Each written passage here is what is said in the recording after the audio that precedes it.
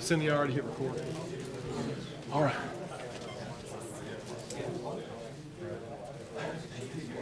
All right, gentlemen, we're going to go ahead and get started with our final session. And I got another door prize up here. I got this on. Coach, can you draw a name for me out there?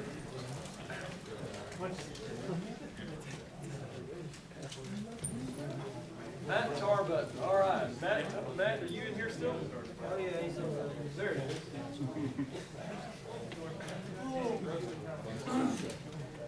You're a winner.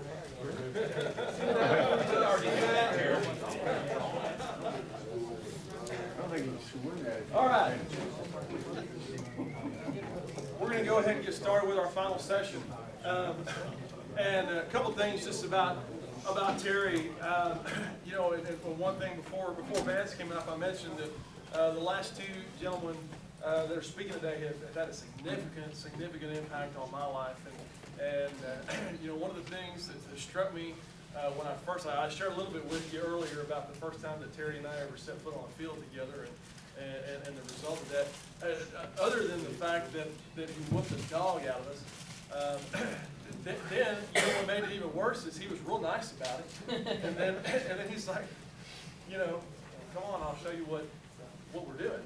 And actually, Terry took a whole day out of his schedule, you know, and said, just come down and we'll take you through what we're doing. So I went and spent a day with him, and he just taught me six-man football. I mean, I literally, and I had not, at that point, I think I'd been coaching six-man for about 2 or 3 years, and I was really trying to play 11-man with 6 guys, and, you know, he started showing me things like, you know, offensive lineman not blocking on the first level, you know, and going second level. I was going, and widening gaps to 2 and 3 yards. I'm going, that makes no sense in my 11-man football mind until I saw the results of it. Terry has since then become a tremendous friend, and you know, and not only a mentor, but just someone that I can look to as he models life. You know, he is a winner. And he is a godly man as well. You know, Terry was very, and I'll say blessed by this, but it's also a byproduct of his ability to coach. It was the 2015 state football champion, and I would say this, that I had not seen someone who had earned it more than Terry with his years of coaching and his expertise. I am extremely grateful to Terry because I attribute anything, you know, most of the things that have happened positive in my career as a six-man football coach to a lot of the things that he taught me along the way. He's also been someone who I can consistently call and say, Coach, what do I do with this? You know, this is happening, and he's always wanted to share that. And so it's a gentleman that I'm always privileged just to sit and listen to, or just to hang out with. So if y'all would please welcome Coach Terry Crawford from Abbott High School. I'm going to leave my phone over here. It's been a crazy day. I apologize for my appearance. No, really, I don't. Don't apologize. You know, this has been one of the coolest days ever for me.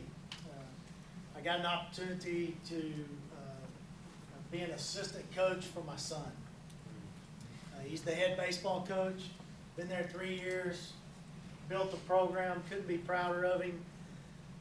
Adversity knocked this morning, and you win a state championship, and you look and your son is coaching.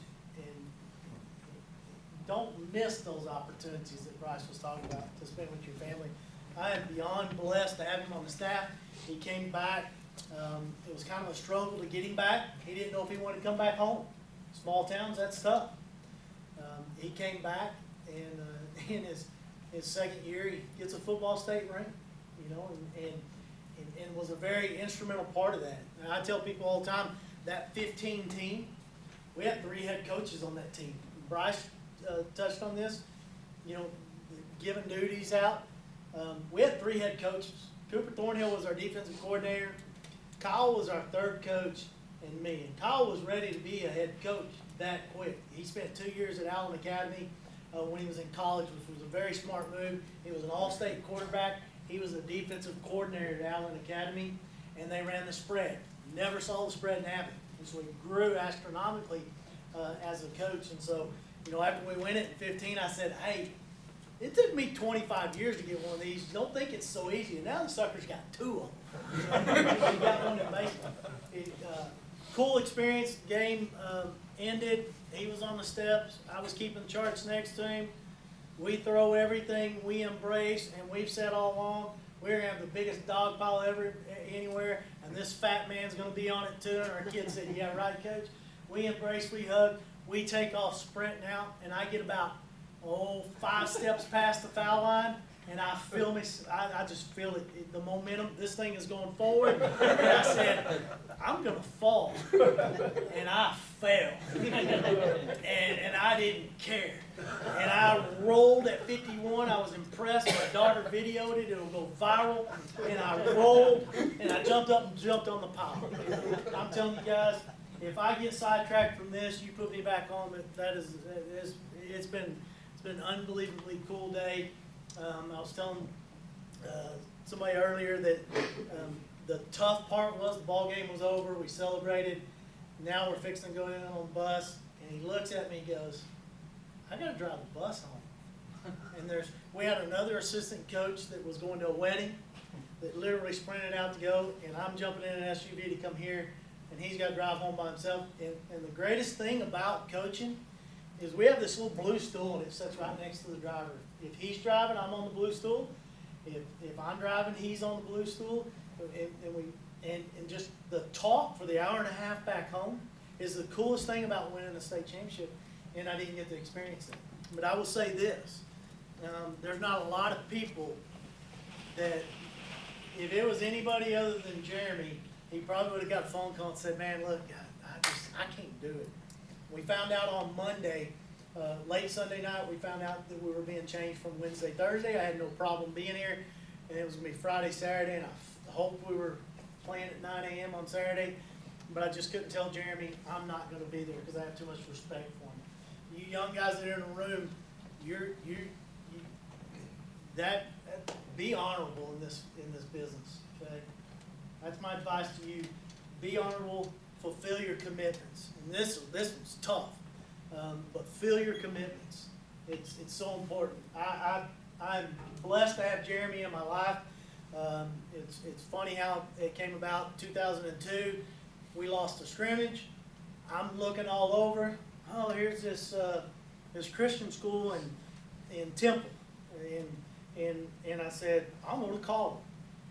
And Jeremy calls me back and he said, Coach, you'll never believe what the phone message was right before yours. He said it was my opponent canceling our scrimmage this week. I said, well, I guess God wants us to scrimmage, and we scrimmaged, and it was a blessing to me. Because, and I'm a big Timothy fan, okay? And so 2 Timothy 4:12 talks about how basically he's saying it doesn't matter whether you're young or not, And that was Jeremy. I had a few years on him.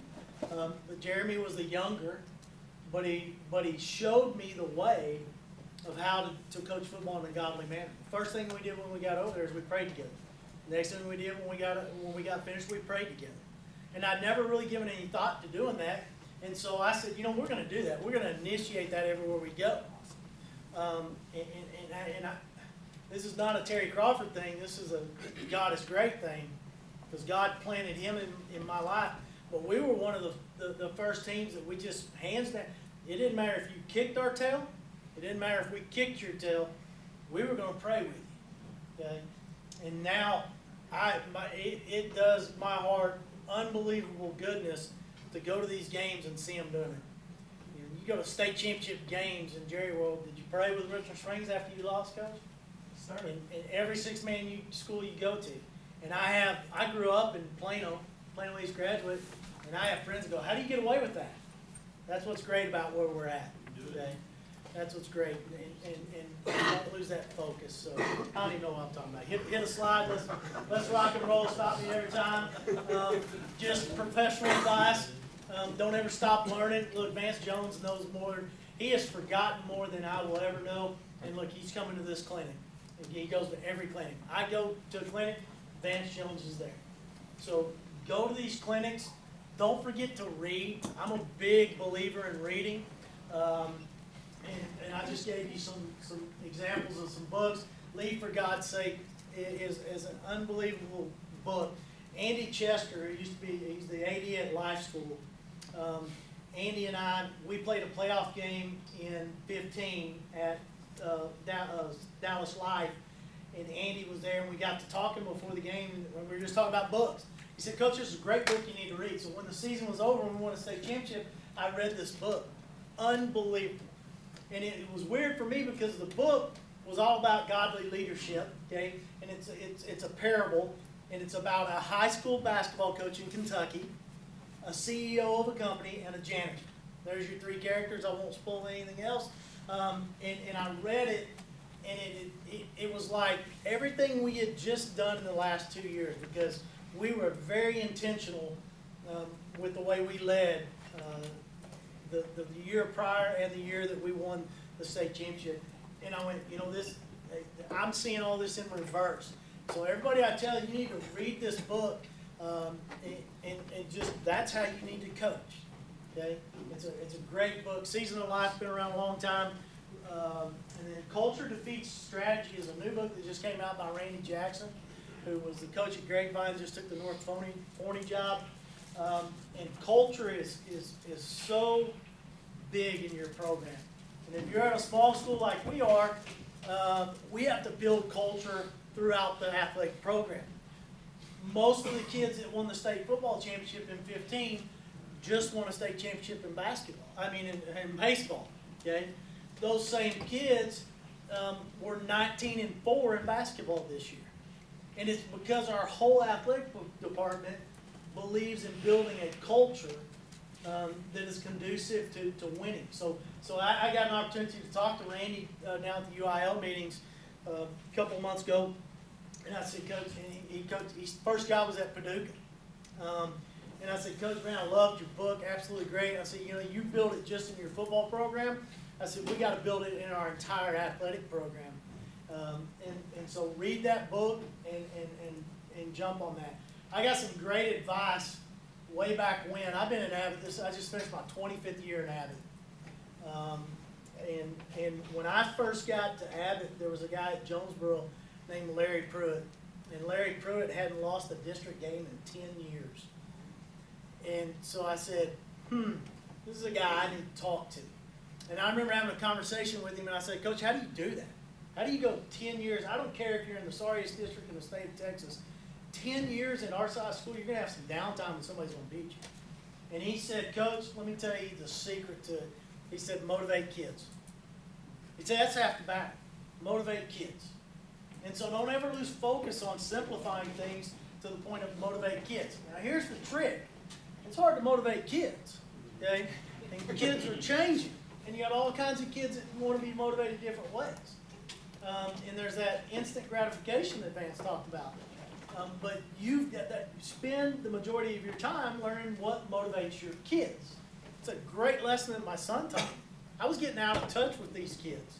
And my son comes in, okay? So you got me, used to be a hardcore guy, kind of settling down some. Cooper Thornhill was on our staff, hardcore as they get, okay? Screamer, yeller, kick you in the behind, old school. And then Kyle walks in and he goes, if you quit yelling, just pat these guys on the butt a little bit more. When you do yell, it'll be more effective. Here he is, the wiser, at a younger age.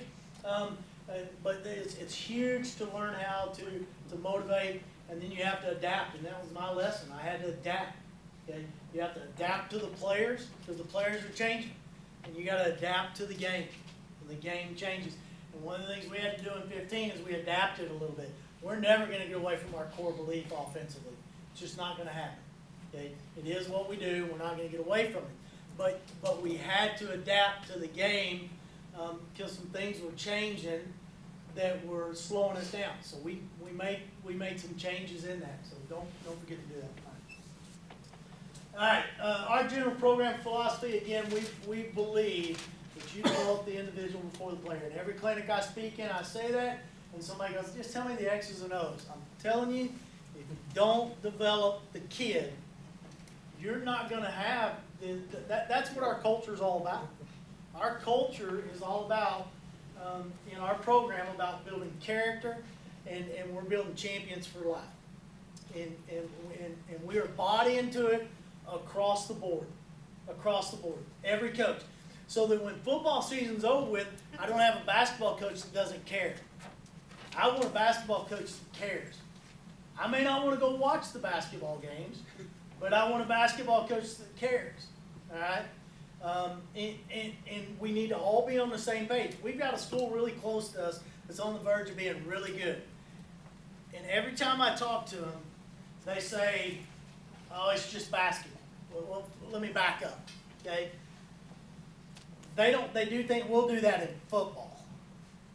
Well, basketball season came around, the head coach goes hunting and fishing, turns it over to his assistant.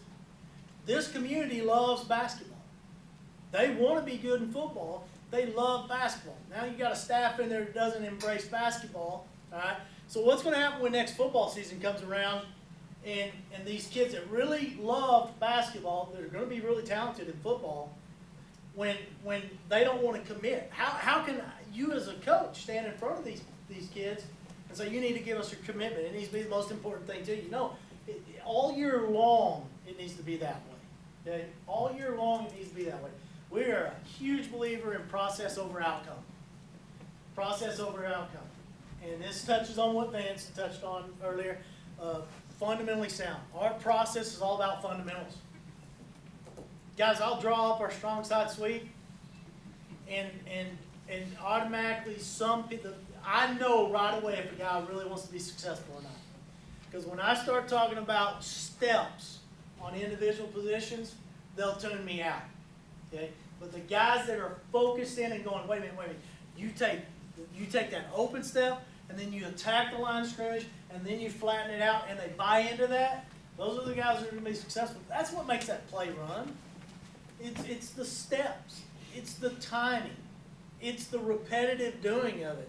You know, when we first started running the strong side sweep, Mitch Lee was kind of my guru. Okay, we sat down and I called him up and said, Mitch, it's awful. We're pitching the ball all over the place. He said, be patient. He said, be patient. And we were patient. And now, you know, it's all about fundamentally sound. You cannot rush the outcome. Guys want to score the first time they run the play. Guys, we started off 0-2 this year. A bad 0-2. Well, not so bad. We knew Milford was going to hand it to us. We were at Hico. We had an entirely new line. That's a bad thing at our level, to have an entirely new line. And so we knew. It was okay. They did 45s. I honestly thought they had 45s. Okay? And then we go, week 2, we played Mount Calm, and they beat us. No, any Mount Calm people in here? I didn't think of it. No offense to them, they shouldn't have beat us. They should. We laid down, we stomped, but we could have panicked right then. In fact, we did panic a little bit. I wouldn't commit to a quarterback. And in that game, the kid that I thought was going to be a quarterback for us was a senior, first-year player. Okay, senior first. I need to move this. I can move it. We can get it out of the way. Senior first-year player, more athletic than this kid that was like this. Okay, but I started doing things that were atypical of us.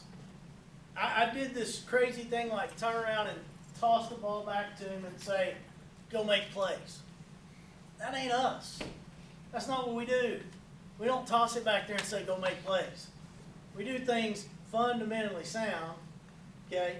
And we either beat you, we're either good enough to beat you that way or not. And so I had to go, all right, we're getting back to the process. And so it's all about the process. Trust the process. And I don't care what your process is, but have a process. Have a process that you believe in, okay? And trust in that process and stick to that process. Okay, and be patient. Are you going to have to tweak? Absolutely, you're going to have to tweak. Don't ever sell out on your process. And we believe, and this is our why, our mission statement is our why.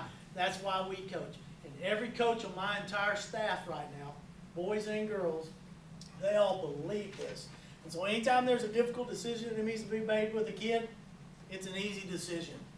It's a very easy decision because we're trying to make them better members in society. Okay, and that's our main focus. All right, just a little background. Our play implementation. Part of our process is phase one is the big three. Those 3 plays, all we're going to run.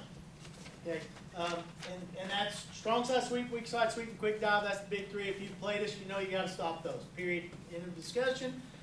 When Cooper came to work for us, he's now the head coach at Blum, and Cooper, when he was leaving, and one of the things we talked about this year is he said, Coach, you made me a sole believer on. We went into our first scrimmage and we had those 3 plays on. We might have had guard trap on, and he looks at me and goes, Coach, you're really going to go to a scrimmage with 3 or 4 plays? Yeah, we're going to go to a scrimmage with 3 or 4 plays. Coach, you can't do that. You're going to get killed. I don't care. It's part of the process. Okay? But we're going to run these 3 plays against everything. That's our foundation. That's our rock. That's what we hang our hat on. And if we can do these to perfection, now we're difficult to defend. If we can't do one of those, we're easy to defend. So you watch us, you scout us, and you see what we do. And I'm telling you, if we can do these 3, you're going to struggle. Unless you just got better athletes than us, and that's fine. That's going to happen sometimes. Phase 2, we put on these plays: quick pitch, guard trap, 24 cross trap, and dive 30. And that fluctuates a little bit. Phase 3 is our play action passes. And then our complementary plays. That is phase 4 is, okay, we do this really good now. We've added the ones we think we do good. What are some things that are fit for this team? We're adapting to our players. Okay, so this changes in phase 4. Phase 3 is what we're going to talk about today. You can get it, I guess. I don't even know what the next slide is. Our play, just go ahead and put them all up. Our play action pass. We're a play action pass team. Why are we a play action pass team? We run the dadgum football. We run the football? Yes, sir. We run the football, right, Vance? Yes, That's what sir. we do. We run it. And so if you're going to run the football, then what good does it do you to drop back? Okay, we play action pass. And if we get you on your heels because we run the football, then our play action passes are going to be more effective. Okay, and that's what we buy into. We sell the run. I'm as old school gets. Perhaps if I ever turn over the offense to my son, it might change, and that's fine. He may change it, but we're gonna sell the run. We have at least one play action pass for all of our base plays, and some of those base plays have multiple play action passes. And the reason why we have multiple play action passes is because things are going to change over time with personnel, and we're going to fit them in to suit our personnel. Got to avoid the down and distance tendencies. I was real bad at that for several years. You knew on 3rd and long, I was throwing the ball. Hardly ever threw the ball on 1st down. You know, so now I really try hard to avoid those down and distance tendencies. Throw the ball on 1st down. Play action pass on 1st down. Play action pass on the first play of the game for us is going to hurt some people. Why? They expect to run. And all week long, their defensive coordinator has been saying, when you see that strong side sweep, you come downhill and you knock somebody out. That's what we hope that safety does. Because we're going to run right by him and say, good to see you on the way by. Okay? So first play of the game, we play action pass a lot more on the first play of the game this year than we ever had. Because we had a very weak quarterback. But brings me to my next point. I believe the passing game is just a long handoff. It's a terminology, it's a phrase that I think it was Mitch one day that said to me. He said we were learning the option left, which we'll talk a little bit about today. And he said, Coach, just think of it as a long handoff. You don't have to throw that ball way down the field. Hit him quick and let him be a runner.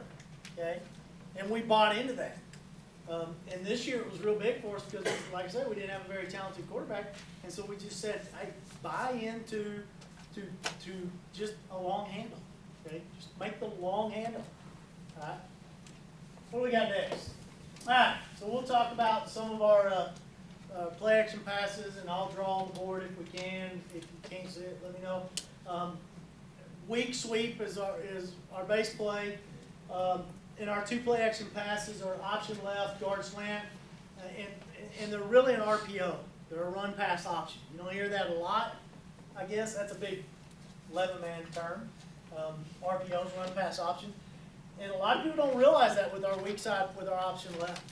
And there's a lot of tapes out there, Mitch talking about this. Listen to his. I'll be happy to talk to you about it. Option left for us, most people think is a straight pass. And when we first started running it, we were running it as a straight pass. And then we figured out it was a read, and you can pitch it. It made it really dangerous, okay? Because all we're basically doing on that, if those of you that are not familiar with it, with option left, all right, we're going to take our center on an out route. Our guard is going what we call right vertical. Our split end is going backside. This is critical. You gotta have a good two back. We tell him you take, you gotta get that guy's head down. So that defensive end, you're gonna attack the defensive end, and you want to hit him here, and you want him to do this. Okay. Quarterback comes flat right here. Tailback opens up just like a weak sweep. Quarterback continues flat. Okay. He's usually reading the corner right there. Corner's got to make a decision. What has he been told all week when he sees weak sweep? Go. Okay? Tells him to go. So if the cornerback attacks, then we're going to throw it right here to the center. All right? And as we progress with that, if your safety starts rolling and jumping the center, then our quarterback knows safety's jumping, vertical's going to be wide open. All right? The big key here is if he backs up, the quarterback now gets a pitch read. And his rule is, if this guy backs up, he drops, sits or drops, you pitch and block your key read. So now you got your quarterback pitching and he's going to block it, and we're trying to run pass. That's why it's a true run pass option for us. Now, we can change that play dramatically by running tailback option left. So we've been running weak sweep. We now take that same open step that we always take. We pitch him the ball, all right? And now he has the option to throw the ball, and we'll run the same routes. The only difference with, I'm going to mess your board up here. That's probably why this is here. Guard slant, all we do now is the same thing. And we'll say, when we don't have a very intelligent team, we'll say option left, guard slant. Because you ever notice, like, if you say guard slant, everybody goes, what do I do on that? The same thing you do on option left, there's only two people we're talking to. We're going to run a guard slant now. So what we do is the center is going to go vertical, and the guard's going to slant right behind him, and he's still going vertical. Okay? And what you're trying to get is, okay, the safety's got to do what now? He's got to honor that center. Okay? If the corner now comes here, okay, we're throwing it to the guard, who, and a lot of times we'll tell him, you run right at the corner and replace him. Okay? You run right at him. If he's dropping, go. All right? And the reason why we like this is generally, this is our #1 receiver. Okay? Our guard is usually, when we personnel people, our guard a lot of times is a tailback type kid. Not always, but if we can put a tailback type kid there, then that's what we want there. All right? We love tailbacks at center too. We had a kid in 2007, was a sophomore, superior athlete, the Price kid, and we had great backs. And I said, Bo, you want to play center? I mean, he's like 125 pounds. Center, quick as a cat, could get turned, strong as an ox, fast. We love throwing the ball to him. It's a big weapon when you add him there. So any questions on those? What's next? All right, strong sweep is our bread and butter. That's kind of what we've been known for, is a strong side sweep. It wasn't always that way. It was the hardest play for us to run. We were a weak side team, spent an entire, very fortunate that Mitch took a liking to us, and we just sat around a hotel room in Lubbock, Texas, and we put film on. He said, "This is what you need to do. This is what you need." We took 3 pages of notes, and we went back, and all of a sudden now we're a strong side, team. But strong side sweep, if you're not familiar with it, our strong side sweep, and we put the tailback behind. We don't run the veer. Vance runs the veer, so he moves him over, right? And he'll turn his guy, and people go, "Well, why does he do that?" Because Vance wants to do different things than us, and that's fine. And it's not bad. It's good. Do what you do, okay? Don't do it because we do it. Here, I'm going to digress. Here's the thing that is a peeve of mine. If these teams, that they just go after individual plays. So they say, Abbott runs that strong side sweep. We want to run that thing. Or Vance Jones runs that veer. We want to run that thing. Then we want to run this thing. We want to run that thing. Look, guys, the reason why those individual plays work is because they're set up by the other plays.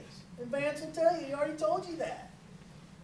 The strong side works because we run the weak side and we run the quick dive and we run it really well. Okay? So quit grasping plays. Get a philosophy. Okay, and stay there. I don't care if it's a spread. If that's what works for you, then do it. But don't jump all over the place. Buy into one thing. My second year in 6-man, I was an offensive coordinator.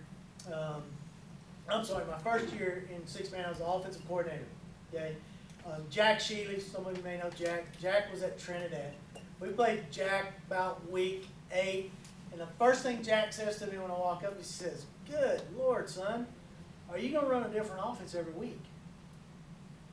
And he looked at me as serious as he could be, and he goes, "Coach, you can't invent something new. It's all been discovered. Find something and stick with it." And it was the best advice I ever got from Jack Sheely. Who knew, right? Jack's really a great guy, but he's easy to make fun of. So get something that you like, stick with it, build off of it, and let everything work together. Okay, so strong side sweep, everybody familiar with our strong side sweep? Do I need to go over it? Okay, good. 34 pass is I want to go celebrate that parade. I'm sorry, but I hope I get back for that. It's going to be crazy. Anyways, all right. 34 pass, strong side sweep. Here's what happens on strong side sweep. Our quarterback opens to pitch, okay? Our 2-back takes an open step. The next step is lateral, towards the line of scrimmage, and then we go lateral. Tailback takes that open step. On 34 pass, everything is the same, and we believe in execution speed. So 2.0 or less, that ball better be at the line of scrimmage. Pitch, we don't look unless we just have a nightmare quarterback. We don't look, we just drop it, okay? And so we're going to hit you as quick as we can, puts pressure on you. So everything looks, on 34 pass, everything looks like that. The only thing that might change a little bit is if we got a little hand quarterback, he'll keep both hands on the ball. Quarterback opens up, okay? And all we do, this is tricky now, all we do is release this guy in the flats, and we throw him the ball. Most people are playing this look against us, okay? So what's that linebacker going to do when he sees this? He's going to fill that gap. That's how you stop our strong side sweep. And so we just tell this guy, you just release him. Where do I release, coach? Release to the open area. Okay? Release to the open area. Do I cross his face or not? Depends on where he's aligned on you. If he's lined head up on you, then use one of your moves, swat and swim, or whatever we need to do to get off the ball. If he's outside shade, release inside shade. We love the inside shade release. Why? We love releasing him inside. Why? If you know our strong side sweep, what does he do on our strong side sweep? He he goes to the safety on a strong side sweep. So that linebacker's going, he's been running by me all day. He's been running by me all day. So the best case scenario is he'll inside release, and he'll just pop right out here. And it'll be a wide open 34 pass, simple pass. If we get to it, I don't know, can we get the huddle here or not? Yeah.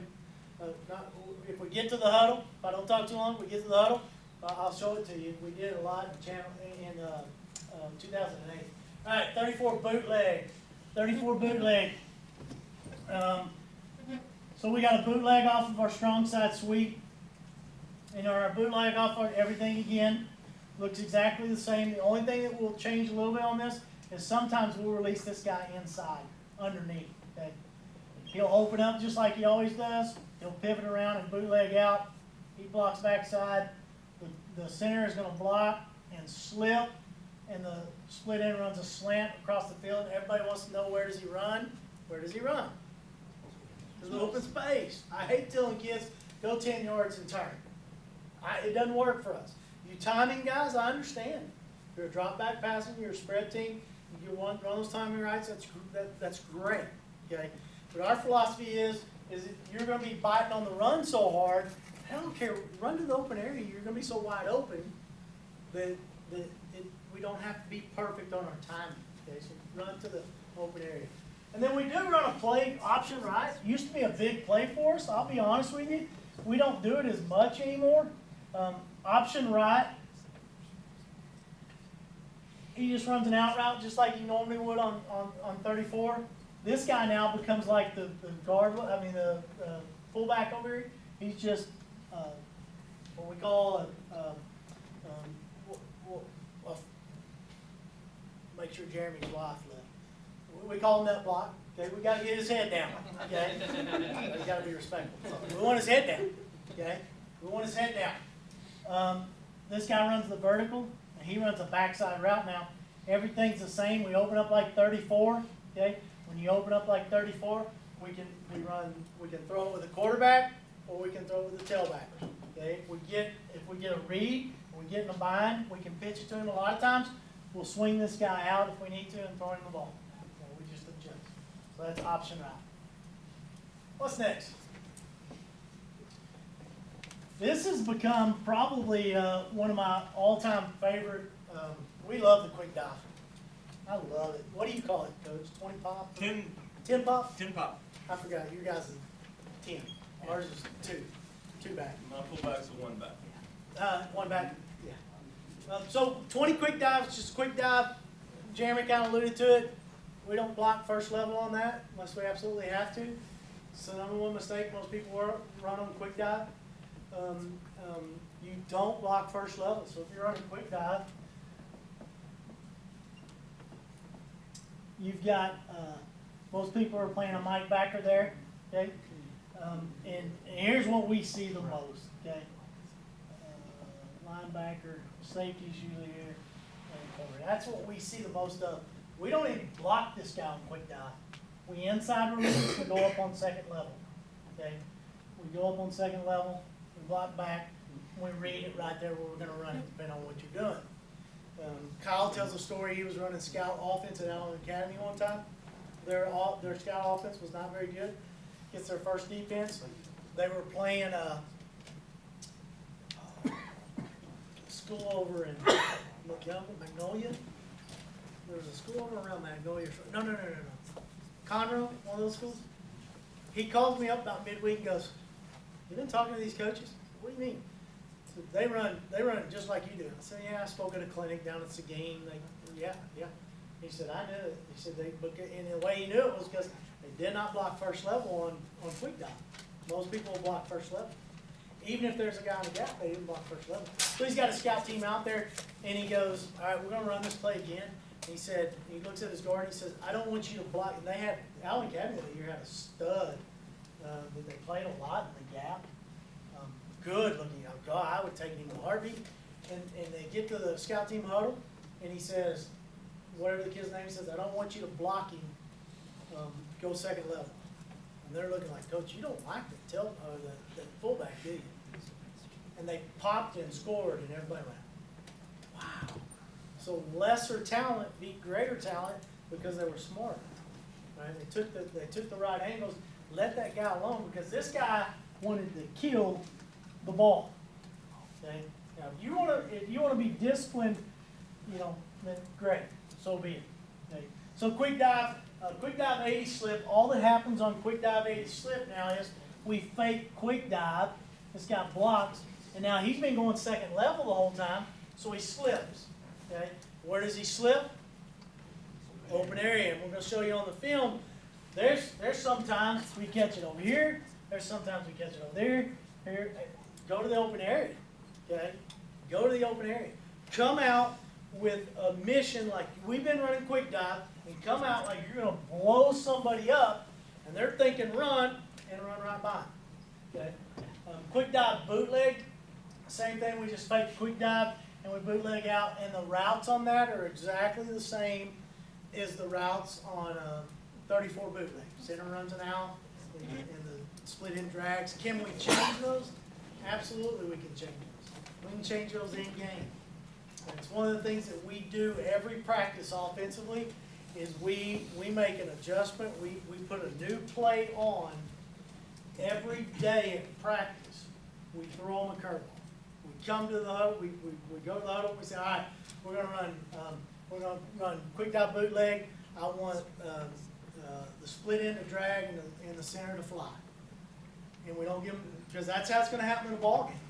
I don't know about y'all, we don't get a chance to bring all of our kids to the sideline, sit down on the bench, draw things up like all those 11-man guys do. We have to do things on, so I have to trust a kid to get that in there. I have to and I'll pull my quarterback over and I'll say, all right, I don't want you to fart around in the huddle, okay? We're not taking all day. I want you to go to the huddle and tell them this is what we're doing and run the play. Be assertive, go in there and tell them, and that prepares us for games. So we can change those routes however we want. What's next thing, Coach? Guard trap, anybody knows us? Guard trap is our favorite play action pass plays other than quick dive 80 hot now. There's stories behind this one. Guard trap is a play back to the weak side for us. We come back to the weak side and we run guard trap bootleg and guard trap sprint out. Okay, so if we run, you're gonna think I'm stupid, but our bootleg I know is a sprint out, and I know our sprint out is a bootleg. The story behind it is the way we used to run this play is the quarterback used to open up, okay? He'd open up like this right here, okay? And we would fake this handoff here, and the tailback would come back here, right? The way we run it now is we take a full circle, and the tailback's here. Does that make sense? Okay, so instead of the tailback going here, he's here. Well, when we originally started it, we ran it that way, so it was a bootleg.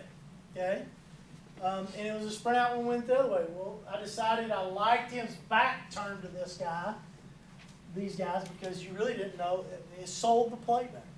And Kyle and I argue every year, and he'll say, run guard trap bootleg the old way, right? Sprint out the old way.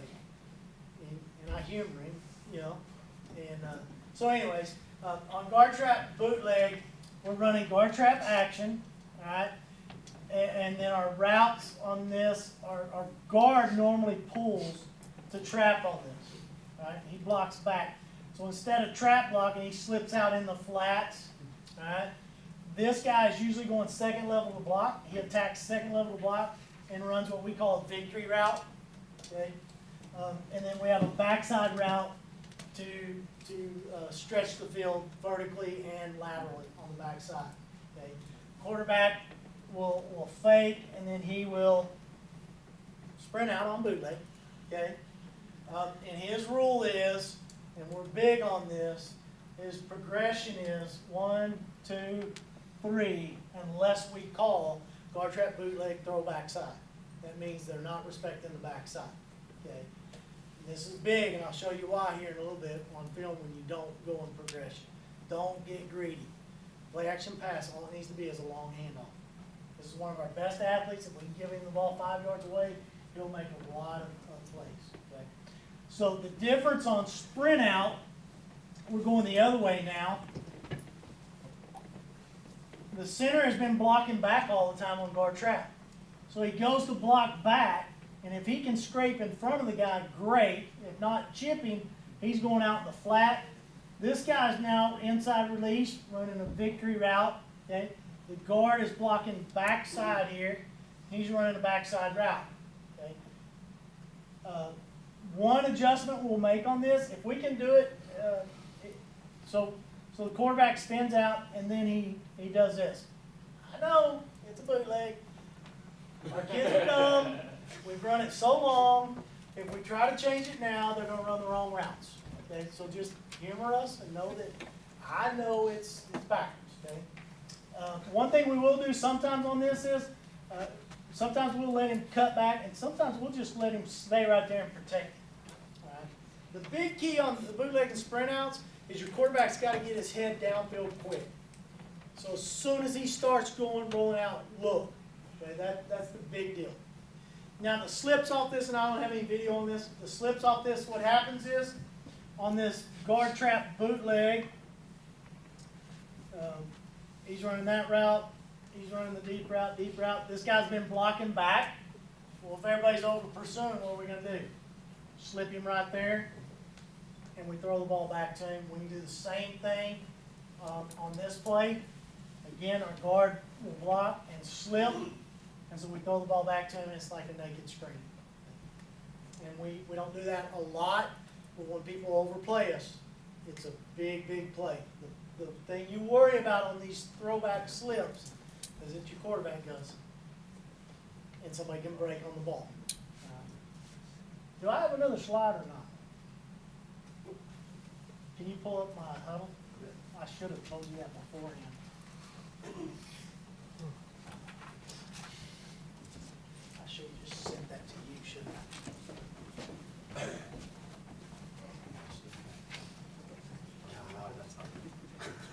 I hope I can remember my log on this. It's going to be embarrassing. Huggins, I can just log on to here. What's your password? What do we play? Week 4? I can't remember. 4 or 5. Be nice to us. No, maybe it's 3.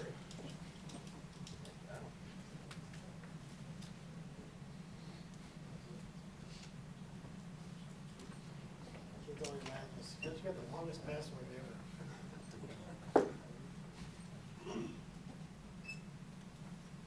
Overtime.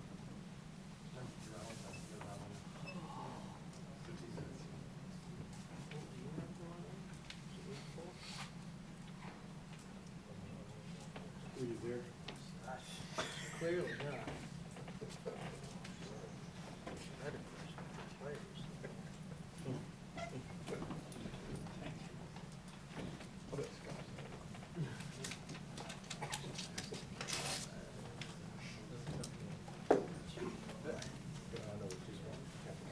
Alright, this is a quick dive 80 hot. You can rewind them if you want. This is a state game. Ran this play quite a bit. We had here's the thing that happens here is they were sitting on this play, so the guard's going to release, and they're going to pick him up. Look at the back. Smart move. 2 back. He's told fake quick dive. If you don't get tackled, then slip out. He didn't get tackled, so he slips out.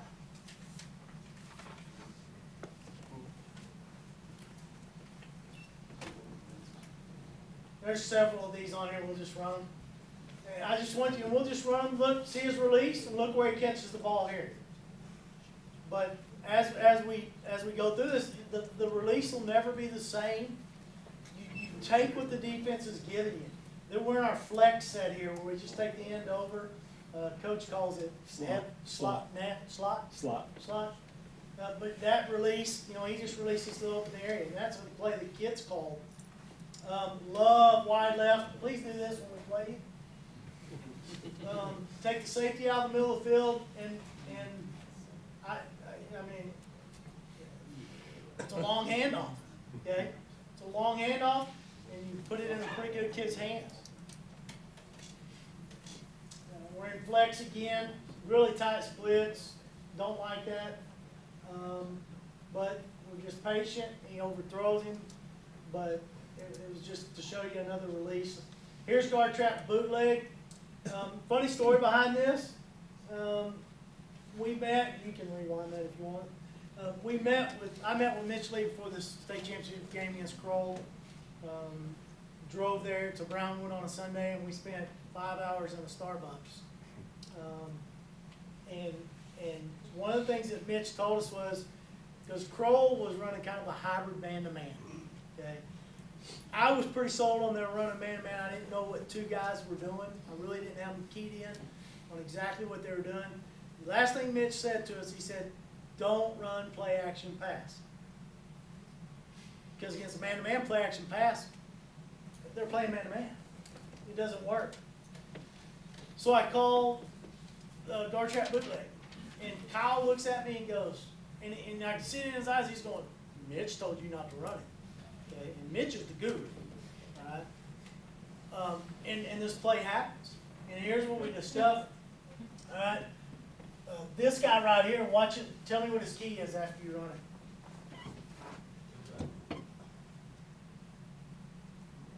He's keying center. Run the next one. I think there's a couple more. He's keying center. So when he seen that center block back, he was plugging the hole because of guard trap. And so it hurt him. A play action pass ended up hurting him just because of the way they were swapping the assignments on those two guys.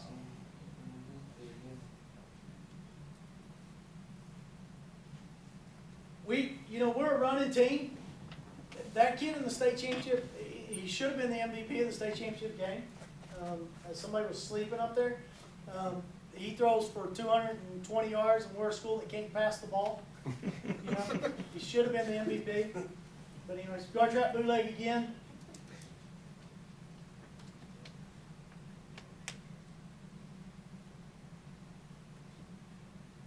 And I don't believe in putting all positive plays on here.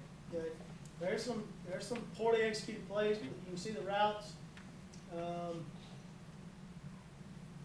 And again, just run it back real quick. Don't worry about it. This is actually 08. That's Kyle. That's my son. I want to put some 08 film on there because Kyle did a really good job of reading his progressions and reading defenses. So on guard trap bootleg here, this is our fullback, big old fullback, and we just throw it where nobody else can catch it. That's what we tell them. We tell them, throw it where nobody else can catch it. Either your guy catches it or nobody else. You throw it behind him, we're in trouble. Okay? Guard trap sprint out. And again, same thing. So you block back and he just slips. We can't catch the ball. It's only the state championship game. How can you not catch that ball when you're wide open? Slips out again. He gets lost in the shuffle. There he is. It's a long handoff is all it is. And that was obviously not one of our more athletic centers. But let me tell you what trumps everything else. You put kids on the field that have a passion for the game. I don't care if they're less talented. If they have a passion for the game. That kid from the time he was this big said, Coach, I want to win a state championship. So we took a less athletic kid and put him on the field because he had the drive and the passion and he was never going to quit. He dropped some passes, but he wouldn't quit.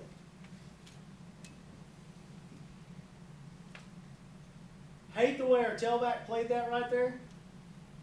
Commit. There was no sell of the run there. Okay? And we're running this kind of the old way here, where he opens up, and so he's supposed to dive hard like he's getting the ball. He's not doing his job. That kid was the MVP. He was the MVP of the state game, and before the Zephyr semifinal game, I wasn't going to play him. He didn't want to practice, so we held him out. He didn't run 40s, didn't do any of the conditioning. Team offense started, he stepped in the huddle, and I said, go stand back by the fence where you were. He was healthy the next day. Had a career game in the Zephyr game. Because he knew I was crazy enough to put him out. I wouldn't have played him in the state championship game or the state semifinal game. Here's option left. Run it back.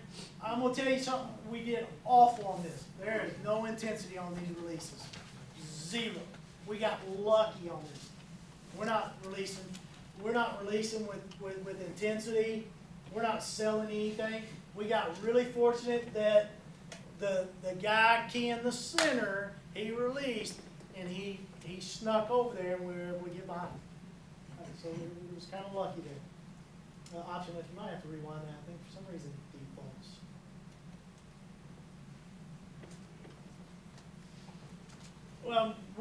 We call this our pistol set. I'm sorry, Panther set, because we put our quarterback back there.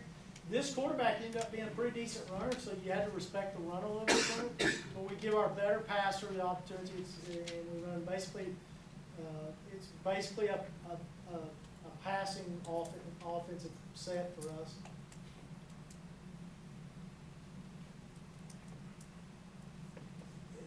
Here's the guard slant where we're changing it to center. In the center, run it back, coach. Here's fundamentals not being worked very good. Okay. Somebody tell me what the center does wrong here. Right there's a good picture of it. Backwards step. Watch it. Watch what he does as soon as he snaps the ball. What does he do? Steps back. Straight up. Straight up. And most people go. Most people are going to watch this play and go, they scored a touchdown. In our film session on Saturday morning, he's getting his butt ripped because he popped straight up and he didn't fire out. We want him to be a sprinter. You got to fire out. Now, what we did on this play is we slipped our two-back out, if you didn't notice. We were running guard slant, and we knew that he was going to pick up the guard, so we just slipped him instead of blocking him and let that guy go, and we hit our two-back. That was an in-game change that we made. Here's 34 bootleg. We don't execute it well, and I didn't have time to go through all of our film and find good ones. There's that center dimple. He drops some passes. Don't give up on you. It's a passion for the game. This 34 passes, this is state semifinal game. That's Kyle at quarterback, run it back coach. Kyle was a great quarterback, not because he was a great thrower, but he was just a great field general. This was an audible. That split end is about this big. That was our favorite play all year because Colt knew how to get out into the open area. He would find the open area, and Kyle was smart enough to where he would throw it where they aimed. Quick guy, this is back to the start, isn't it? I know it was fast, guys. I know it was furious. I apologize for that. If you have any questions, always available. Don't hesitate to call. I'll send film. It doesn't matter. You know, look, if you don't remember anything else that I say today, you remember this. Guys, it's not about winning and losing. It truly isn't. It's not. If it's all about winning and losing to you, man, get out of the business, okay? Just get out of the business. Now, with that being said, you know, am I saying that winning's not important? It's the most important thing on Friday night. When these ball games start on Friday or Saturday, it's the most important thing to us. But if it's the most important thing to where you're sacrificing developing young men, you're in the wrong business. You know, Billy Graham said it best when he said, "Coach has more influence on a young man's life than anyone else." And it's true. Build men of character.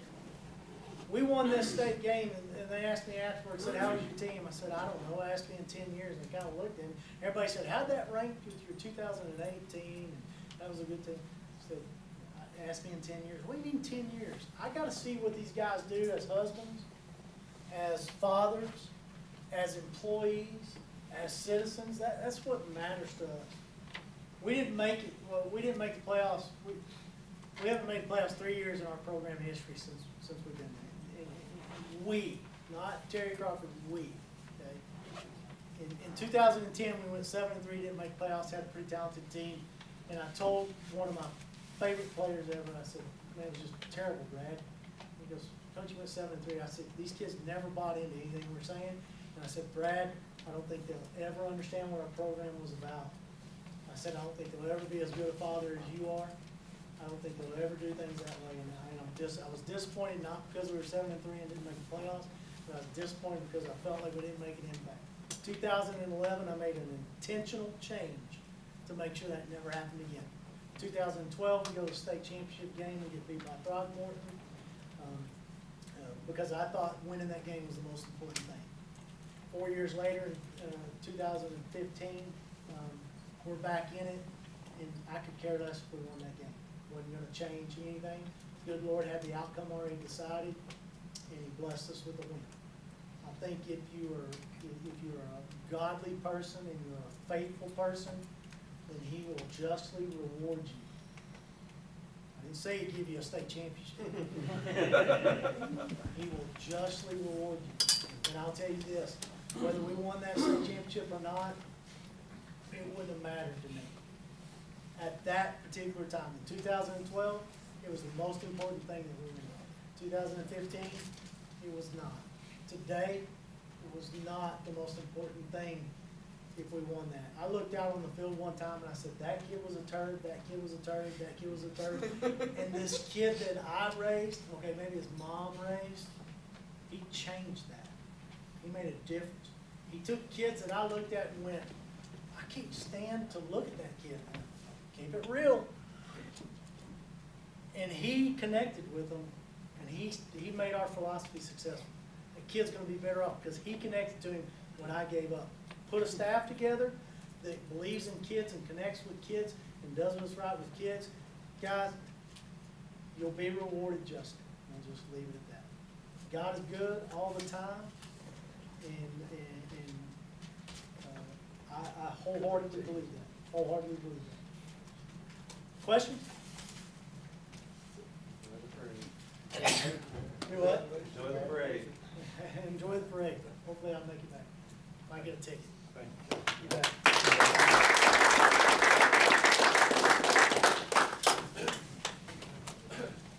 All right, well, guys, thank y'all so much for coming and hanging out with us today. We know you have some long rides home, so we won't belabor